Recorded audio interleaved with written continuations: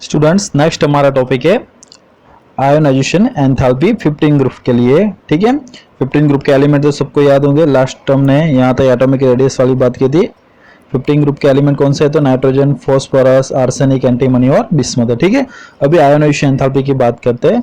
तो friend generally क्या होता है, हमें मालूम है कि ग्रुप में आप अप से डाउन जाओगे, ठीक है, जैसे टू बॉटम जाओगे तो क्या होता है, जनरली साइज इंक्रीज करती है। तो साइज इंक्रीज करने की वजह से उसकी आयोनाइजेशन एंथैल्पी होती है वो क्या हो जाती है, डिक्रीज हो जाती है। कैसे? जैसे कि मैं एक एग्जांपल ले ले कि जैसे कि ये हमारा एलिमेंट है नाइट्रोजन, ठीक है, नाइट्रोजन से उसके बाद नीचे ग्रुप में डाउन जो कौन सा है, फास्फोरस, तो ये फास्फोरस है। तो नाइट्रोजन के से फास्फोरस की साइज कैसी है, इंक्रीज कर रही है। ठीक है, अभी आप सोचो कि नाइट्रोजन का इधर जो न्यूक्लियस होता होगा उसमें पॉजिटिव चार्ज होता होगा और उस पॉजिटिव चार्ज से ये इलेक्ट्रॉन उसके साथ अट्रैक्शन फोर्स में होगा। ठीक है, वैसे ही फास्फोरस में ये न्यूक्लियस और उसके साथ ये इलेक्ट्रॉन उसके साथ अट्रैक्शन फोर्स से जुड़ा होगा। ठीक है, तो इसकी साइज छोटी होने की वजह से, नाइट्रोजन की साइज छोटी होने की वजह से ये जो न्यूक्लियस है उसका पॉजिटिव चार्ज और इलेक्ट्रॉन के बीच जो अट्रैक्शन फोर्स होता होगा वो ज्यादा होता होगा क्योंकि वो बहुत पास में है।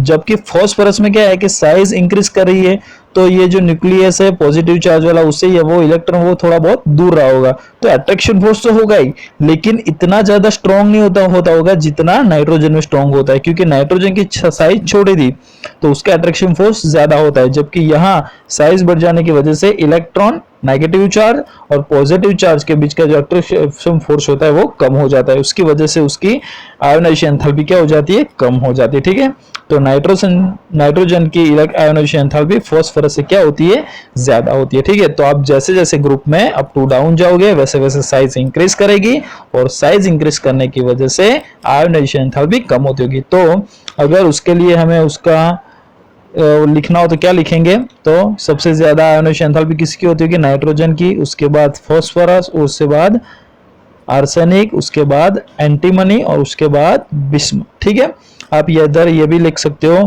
कि जनरली जो आयोनाइजेशन एंथैल्पी होती है वो साइज से क्या होती है, इनवर्सली प्रोपोर्शनल होती है। ठीक है, तो ये याद रखना है हमें। चलो क्लियर है यहाँ तक सबको। उसके बाद जो टॉपिक है वो हमारा इलेक्ट्रोनेगेटिविटी। अभी इलेक्ट्रोनेगेटिविटी क्या होता है पहले तो फ्रेंड ये समझ लो आप। तो इलेक्ट्रोनेगेटिविटी किससे बोलते हैं हम, तो जनरली जो बॉन्डेड इलेक्ट्रॉन होते हैं उस बॉन्डेड इलेक्ट्रॉन को अपनी ओर खींचने की जो स्ट्रेंथ, उसका पोटेंशियल जिसका ज्यादा होता होगा उसकी इलेक्ट्रोनेगेटिविटी ज्यादा है। जैसे कि यहाँ पे एक एग्जांपल के तौर पर ले ले कि ये कोई ए एलिमेंट है और ये बी एलिमेंट है, ठीक है, और दोनों के बीच एक बॉन्ड बना हुआ है जिसमें से एक इलेक्ट्रॉन है बी एलिमेंट का और ये जो इलेक्ट्रॉन है वो ए एलिमेंट का। ठीक है, तो मैं बोलूँ आपको कि बी की इलेक्ट्रोनेगेटिविटी ज्यादा है। ठीक है, बी की इलेक्ट्रोनेगेटिविटी क्या होती है, ज्यादा होती है, जैसे कि ज्यादा है तो इसकी ज्यादा और एक की इलेक्ट्रोनेगेटिविटी कम है। तो जिसकी इलेक्ट्रोनेगेटिविटी ज्यादा होती होगी वो बॉन्ड के दोनों इलेक्ट्रॉन अपनी ओर खींचे रखेगा, मतलब कि ये दोनों इलेक्ट्रॉन किसकी ओर रहेगा, तो बोरॉन की ओर, मतलब कि बी एलिमेंट की ओर रहेगा। ठीक है, तो जनरली फ्रेंड्स इसमें भी क्या होता है, इलेक्ट्रोनेगेटिविटी में वो भी जनरली साइज के साथ क्या होती है, इनवर्सली प्रोपोर्शनल होती है। ठीक है, ये याद रखना है हमें। तो आप ग्रुप में अप टू डाउन जाओगे तो साइज इंक्रीज करेगी, तो इलेक्ट्रोनेगेटिविटी क्या होती जाएगी, कम होती जाएगी। ठीक है, तो सबसे ज्यादा इलेक्ट्रोनेगेटिविटी नाइट्रोजन, उसके बाद फास्फोरस, आर्सेनिक, एंटीमनी और बिस्मथ। इधर हमने एग्जैक्टली उसकी जो वैल्यू होती है वो भी लिखी हुई है कि नाइट्रोजन की 3.0 है, फास्फोरस की 2.1 है, आर्सेनिक की 2.0। देखो यहाँ से यहाँ बहुत डिफरेंट है, लेकिन उसके बाद जो डिफरेंट है वो बहुत कम हो जाता है, ओनली 1 पॉइंट, और आर्सेनिक से एंटीमनी 1.1 कम हुआ है और एंटीमनी और बिस्मथ का है वो सेम है, 1.9 है। ठीक है, तो इलेक्ट्रोनेगेटिविटी क्या करेगी, डिक्रीज करेगी ग्रुप में अप टू डाउन जाओगे तब। ठीक है, ओके चलो उसके बाद 15 ग्रुप की फिजिकल प्रॉपर्टीज की बात करनी है हमें फ्रेंड। तो फिजिकल प्रॉपर्टी में जो लिखा हो देखते पहले तो कि all the elements of this group are poly atomic. Friends poly atomic क्या होता है कि एक से ज्यादा एटम होता है। जैसे कि हम फर्स्ट एलिमेंट उसका ले नाइट्रोजन जनरली आपको एटमॉस्फेयर में कैसे मिलेगा, तो डायमर फॉर्म में मिलेगा, मतलब कि 2 एटम होते हैं, N2 ही लिखते हैं, अकेला N नहीं लिखते। ठीक है, उसके बाद जैसे कि फास्फोरस देखो P4 में होता है। ठीक है, तो उसकी जो भी वो होती है वो पॉली एटॉमिक होते हैं जनरली ये सारे एलिमेंट। ठीक है, उसके बाद देखते हैं the boiling point in general increase from top to bottom in the group. ठीक है, ग्रुप में आप टॉप टू बॉटम जैसे अप टू डाउन जाओगे वैसे वैसे उसका बॉइलिंग पॉइंट इंक्रीज करेगा। अभी ये फ्रेंड्स समझ लो, जनरली बॉइलिंग पॉइंट भी इंक्रीज करता है और मेल्टिंग पॉइंट भी इंक्रीज करता है यहाँ। ठीक है, हाँ एक्सेप्शनल केस होते हैं वो अलग से हमें याद रखने पड़ते हैं, लेकिन कॉमनली हम बोलना तो बोल सकते हैं कि बॉइलिंग पॉइंट और मेल्टिंग पॉइंट दोनों इंक्रीज होते हैं। कैसे इंक्रीज होते हैं, चलो सोचो। पहले हमने एक चीज लिखी थी, याद करो आप, ये वाला देखो, नाइट्रोजन फॉस्फोर। नाइट्रोजन जो है हमारा गैसियस फॉर्म में था, जबकि बाकी सारे फॉस्फोरस, आर्सेनिक, एंटीमनी, वो सारे कैसे होते जा रहे, सॉलिड स्टेट में थे, है ना। और वैसे वैसे जैसे अब ग्रुप में अप टू डाउन जाए वैसे उसका मेटालिक कैरेक्टर भी बढ़ रहा था। तो जैसे जैसे मेटालिक कैरेक्टर बढ़ेगा तो उसका बॉइलिंग पॉइंट इंक्रीज करेगा ही। ठीक है, मेल्टिंग पॉइंट बॉइलिंग पॉइंट दोनों इंक्रीज करता है। और वैसे भी गैस से ज्यादा सॉलिड में उसको टेम्परेचर राइज करना पड़ता है ना। गैस के लिए इतना ज्यादा टेम्परेचर की जरूरत नहीं पड़ती, जबकि सॉलिड स्टेट के लिए ज्यादा टेम्परेचर की जरूरत पड़ती है। ठीक है, तो याद रहेगा boiling point is general increase from the top to bottom in the group, but the melting point increase up to arsenic. Arsenic तक मेल्टिंग पॉइंट भी इंक्रीज करता है फ्रेंड, लेकिन एक्सेप्शनल केस में आर्सेनिक के बाद बिस्मथ तक जा रहे हो तो उसका जो मेल्टिंग पॉइंट है वो थोड़ा डिक्रीज हो रहा है। ठीक है, ओके चलो, तो वो याद रखना है। उसके बाद जो लिखा है वो except nitrogen all the elements show allotropes. Nitrogen के अलावा सारे जो एलिमेंट है वो आपको एलोट्रोप्स देते हैं। ठीक है, उसके एलोट्रोप्स होते हैं, जबकि नाइट्रोजन का कोई एलोट्रोप्स नहीं होता। इधर हमारी बुक में ओनली नाइट्रोजन ही लिखा है, लेकिन बिस्मथ भी इसमें ऐड हो सकता है। ठीक है, लेकिन अभी हम बुक के हिसाब से ही चलेंगे क्योंकि बुक में हमारे बिस्मथ नहीं दिया है। बाकी जनरल ऐसा होता है कि नाइट्रोजन और बिस्मथ दोनों का कोई एलोट्रोप नहीं होता है। ठीक है, ओके चलो फ्रेंड्स, उसके बाद जो हमारा टॉपिक है केमिकल प्रॉपर्टीज 15 ग्रुप के लिए। चलो क्या लिखा है, oxidation state and trends in chemical reactivity. ठीक है, तो केमिकल प्रॉपर्टी में ज्यादातर हमें क्या पढ़ना है, तो उसकी ऑक्सीडेशन स्टेट की बात करनी है।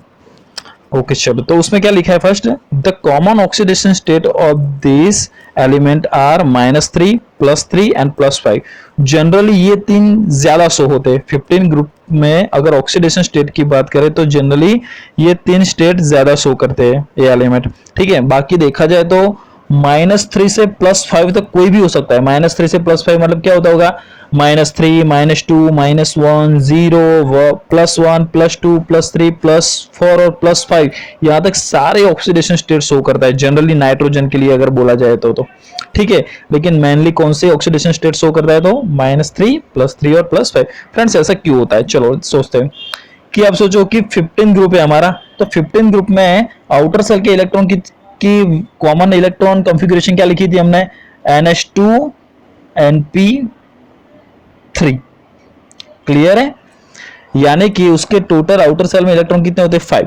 लेकिन अगर एक प्योरली अगर देखा जाए तो सबसे आउटर सेल में कौन सा है, 3 इलेक्ट्रॉन है। तो या तो ये 3 इलेक्ट्रॉन गेन करेगा या तो 3 इलेक्ट्रॉन क्या कर, देखो 5 इलेक्ट्रॉन है टोटल, तो 5 है तो अपना जो ऑक्टल वाला रूल्स उसको क्लियर करना है तो कितने इलेक्ट्रॉन की जरूरत है, तो 3 इलेक्ट्रॉन है। तो 3 इलेक्ट्रॉन क्या करेगा, गेन करेगा। अगर ये 3 इलेक्ट्रॉन गेन करेगा तो -3 ऑक्सीडेशन स्टेट शो करेगा। ठीक है, ओके चलो, उसके बाद देखा जाए तो उसके आउटर सेल में 3 इलेक्ट्रॉन और भी है। अगर ये 3 इलेक्ट्रॉन लूज कर रहा है तो +3 ऑक्सीडेशन स्टेट। ठीक है, और अगर अपने सारे इलेक्ट्रॉन लूज कर देगा यानी कि कोई अपने से ज्यादा इलेक्ट्रोनेगेटिव एलिमेंट के साथ जुड़ जाएगा तो ये अपने सारे इलेक्ट्रॉन लूज करेगा तो +5 ऑक्सीडेशन स्टेट शो कर सकता है। ठीक है, तो ऐसे सोच सकते हो हम कि 15 ग्रुप की जनरली मेन 3 ऑक्सीडेशन स्टेट होती है, -3, +3 और +5। ओके चलो, उसके बाद